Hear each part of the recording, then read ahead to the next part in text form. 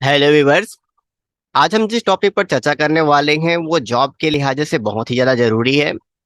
अब एक मैटर को आप समझिए कि आपकी जो कंपनी है, यानी आप जिस कंपनी में काम कर रहे हो, जिस कंपनी में टेली वर्क पर आपका जॉब लगा हुआ है, उस कंपनी में कंडीशन ऐसा है कि कोई व्यक्ति है जिससे आप सामान खरीदते हो और उस व्यक्ति को कुछ सामान बेचते हो। इस कंडीशन पर यह व्यक्ति हमारा देनदार है या हमारा लेनदार है। इसको समझने के लिए हम लोग एक बार लेजर में आते हैं और यहाँ पर XYZ कुछ भी हम टाइप कर देते हैं।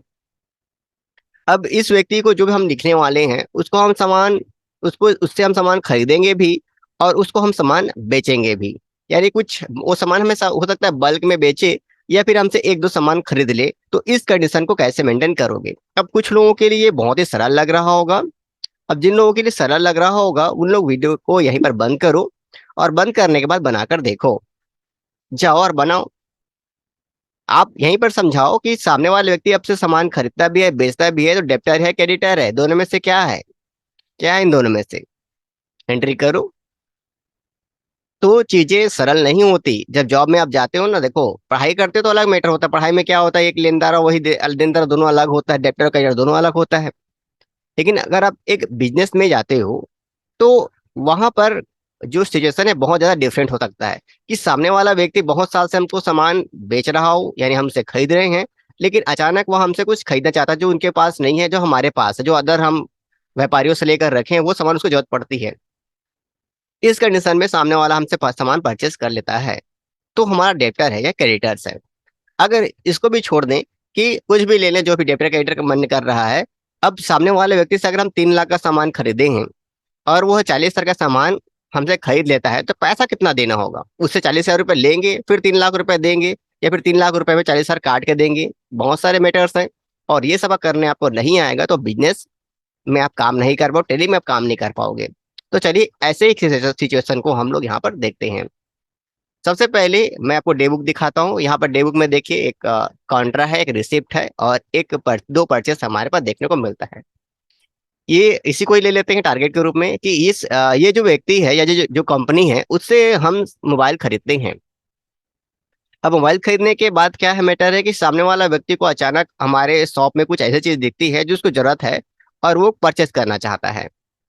और कंडीशन ये भी डाल सकता है सामने वाले व्यक्ति के, देखो भी आप 3 लाख रुपए मेरे से सामान खरीदे हो, ये सामान मेरे को दे दो, जिसका जितना बनता है उसमें काट का पैसा दे देना। तो अब ऐसे सिचुएशन को हम कैसे हैंडल करेंगे? अभी बहुत सारे मैटर्स इसमें आएंगे। तो फिलहाल हम देखते हैं कि सामने वाला व्यक्ति से हमने सामान खरीदा तो हमने एंट्री कर ली।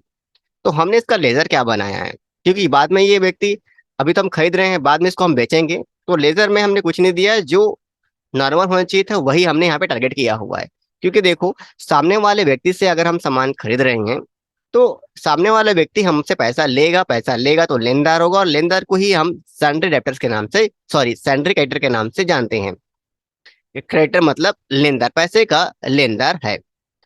और ये फिक्स नहीं है कि सामने वाला व्यक्ति हमसे सामान खरीदे। अगर ये फिक्स है कि वो परचेस भी करेगा और सेल्स भी करेगा, मतलब हम उससे करेंगे, सामने वाले से हम खरीदेंगे भी और उसको बेचेंगे ही, अगर फिक्स है जो भी कंडीशन में, तो हमें यहाँ पर ध्यान देना होगा कि सामने वाले व्यक्ति से हम पहले खरीद रहे हैं या उससे पहले हम बेच रहे हैं। हो सकता है बेच रहे हैं फिर परचेस करें, या फिर हम उसे से खरीद रहे हैं फिर उसको बेचें। दोनों ही कंडीशन में इंपॉर्टेंट होता है फर्स्ट ट्रांजेक्शन।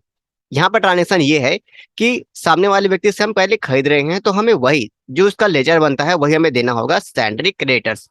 लेकिन अगर हम फर्स्ट टाइम सामने वाले को बेच रहे हैं फिर बाद में उससे खरीदने वाले हैं, तो पहले हम बेच रहे हैं, इस कारण से सामने वाला देनदार है। तो देनदार है तो क्या होना चाहिए, यहाँ पर डेप्टर्स होना चाहिए। तो याद रखेंगे आपका फर्स्ट ट्रांजेक्शन जो भी होगा, आपका फर्स्ट ट्रांजेक्शन उसी को आपको एप्लीकेबल करना होगा। जैसे कि यहाँ पर क्या हो रहा है कि हाईटेक कंपनी से हम सामान खरीदते हैं और उसको बाद में हम बेचेंगे, तो पहला ट्रांजेक्शन क्या है हमारा, खरीदना। तो हमने यहाँ पर क्रेडिटर के रूप में इसे एंट्री किया हुआ है और उसके बाद बाकी चीजें एंटर कर दी, ये सबको फिलअप नहीं किया हुआ है।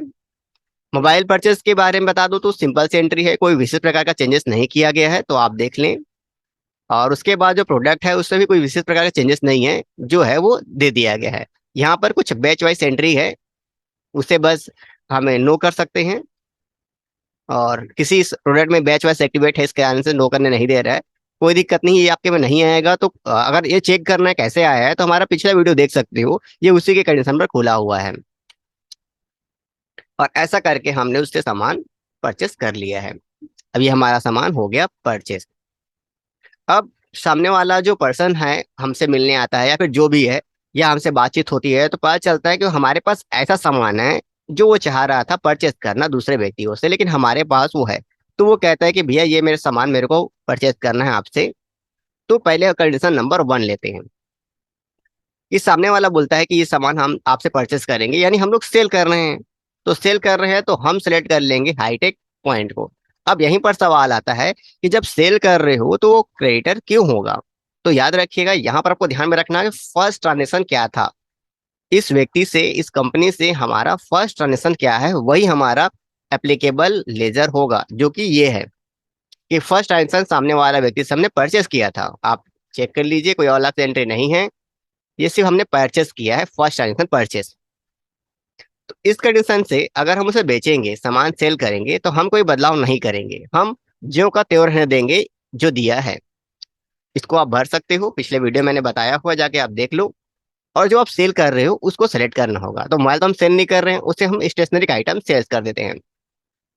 कौन सा है हमारे पास, कैलकुलेटर है, कैलकुलेटर, उससे को हम अ, कितना पीस, 40 पीस, 40 पीस दे देते हैं 800 रुपए के हिसाब से। ये सामान हो गया 32,000 का सामान, उसको हम सेल कर रहे हैं। कौन सा व्यक्ति है, सामने वाला व्यक्ति से हम सामान खरीदते हैं, लेकिन उसको हमारे कंपनी का एक प्रोडक्ट पसंद आया तो हमने उसको सेल किया। तो बस हमको ऐसा करके एंटर कर देना है, कोई बदलाव नहीं करने की जरूरत है। जैसे आप सेल्स की एंट्री करते हो वैसे एंट्री करो बस। हाँ, जहां पर आप डेप्टर लिया करते थे वहां पर आपको क्रेडिटर लेना होगा। अभी भी कोई इसी प्रकार की एंट्री नहीं है। कंटिन्यू बन रहा है वीडियो, एक परचेस है, एक सेल्स है, जो है आपके सामने है।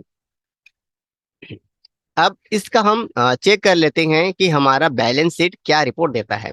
अब बैलेंस शीट हमें क्या रिपोर्ट दे रहा है कि सामने वाला करंट व्यक्ति, करंट लायबिलिटीज इतना है हमारे पास। अब क्यों है देख लेते हैं। तो 2,68,000 रुपए हमें देना है हाईटेक कंपनी को, और मोहन को 40,000 रुपए। अब ये क्यों करना है देख लेते हैं। तो यहीं पर आप जैसे इंटर करोगे तो आपको आपका रिजल्ट देखने को मिल जाएगा कि क्या व्यक्ति जो है वो आपका लेनदार होगा या देनदार होगा, क्या करना होगा इस कंडीशन पर।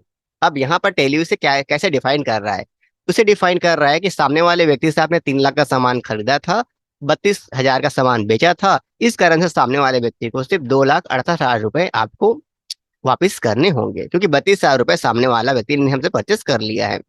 अब सामने वाला व्यक्ति ये कहता है कि भैया ये जो पैसा है उसको मैं आपको बाद में दूंगा, 3 लाख अलग मैटर है। तो एक अलग ही मैटर खुल जाता है कि सामने वाला व्यक्ति को हम 3 लाख पेमेंट करें, और उसके बाद वो बोलता है कि भैया 32,000 पैसा बाद में दूंगा, अब बिजनेस अच्छा है तो हो सकता है आप उसे दे भी दो, या फिर वो ये भी कह सकता है कि आप 3 लाख में काट कर देना। तो बहुत सारे ट्रायंगल यहाँ पे खुलने को मिल जाते हैं। तो फिलहाल हमने ये देखा हुआ है कि सामने वाले व्यक्ति 3 लाख का सामान परचेस करता है और 32,000 का सामान हम उसको सेल करते हैं, तो हमें पैसा कितना देना होगा। तो हम यहाँ पर देखते हैं कि सामने वाले व्यक्ति को 2,68,000 रुपये देखना होगा। अब इसको मैं आपको पेमेंट करके भी दिखाता हूँ ताकि हर चीज क्लियर रहे। ये पेमेंट का बटन मैं कैश में कर देता हूँ, और उसके बाद यहाँ पर सेलेक्ट कर लेता हूँ जो हमारी कंपनी है। यहाँ पर देखो अमाउंट दिखा रहा है 2,68,000 रुपये, हम भी टाइप कर देते हैं। अब यहाँ पे अगेंस्ट रेफरेंस आ गया बिल का, तो इस बिल का हम पेमेंट कर रहे हैं, तो ये रहा इस बिल का पेमेंट और ये रहा क्लियर। तो आप खुद देखोगे यहाँ पे कि उसका जो बैलेंस है वो 0 0 हो गया, यानी हमारी एंट्री कंप्लीट हो गई। कैसे एंट्री कंप्लीट हो गई कि 3 लाख का हमने सामान खरीदा, 32 का सामान उसको बेचा, तो 2,68,000 रुपये उसको हम पेमेंट कर रहे हैं, तो ये एंट्री हो गई क्लियर। इसके बाद मैंने एक और मैटर आपको दिया है कि अगर वो कहता है कि 3 लाख मुझे आप दे दो, उसके बाद 32,000 हमको आपको मैं बाद में दूंगा, तो आप कैसे एंट्री करोगे। क्योंकि देखो बिजनेस बहुत सारे तरीके से वर्क होता है, नॉर्मल तरीके से वर्क नहीं होता। अगर आपको ये चीज जानना होगा तो नीचे कमेंट पर आप लिख सकते हो। तो आज के लिए इतना ही, मिलते हैं किसी अलग वीडियो पर।